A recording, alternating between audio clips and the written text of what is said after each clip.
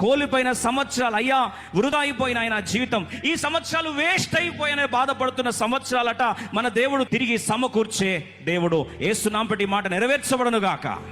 ఎన్ని రోజులు ఏడ్చాను ప్రభా, ఎన్ని రోజులు వేస్ట్ అయిందని బాధపడ్డాను, ఎన్ని రోజులు 40 సంవత్సరాలు అరణ్యంలో ఒక్కొక్క రోజు తిరుగుతూ ఎలా అయితే ఎక్కిలు పెట్టి ఏడ్చానో, ఇది కాదు నేను పుట్టింది, ఇది కాదు నేను పెరిగింది, ఇది కాదు నా జీవిత పరమార్థం అని ఎక్కిలు పెట్టి ఏడ్చిన 40 సంవత్సరాలు.